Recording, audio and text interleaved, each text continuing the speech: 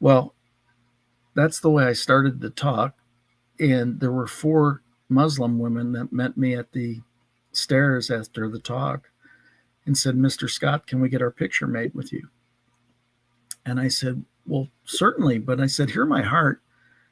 I don't purport to understand your culture, but I didn't think you did a lot of that."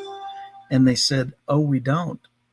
And I said, "Well, okay, so why would you want to get your picture made with me?" "Well, we only take pictures of people or things we want to honor."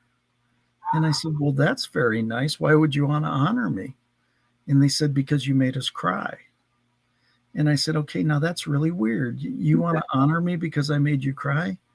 And they said, "For the first time in your life, you encouraged us to have faith. You didn't try to convert us. For that, we honor you." Wow. And so what happens when you put God first or you put God in it Mm-hmm. is he opens up opportunities for lessons and for things like that, right?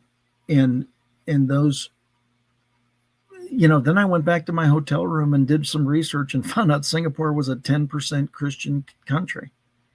And I went, man, I could have been skewered, Yeah. could have, Yeah. but I wasn't, right? So you start to learn that it's not my job to, in my opinion, it is not my job to get you to believe what I believe. It is my job to be a living example of what I believe. And if you want to learn because you've seen the example, I am more than willing to talk to you about it. And that's what I said to this audience in Singapore. I said, it is not my job to get you to believe what I believe. It is my job to be a living example of my belief and to encourage you to be a living example of what you believe. That's our job, is to be the living examples of those beliefs. And that's why they came up and they said, "Thank you for, you didn't try to convert us. You honored us.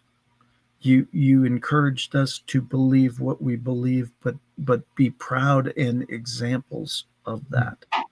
And that's really what, quite frankly, if you take it and carry it over into business, that's what you should be. You should be the living example of your belief in business.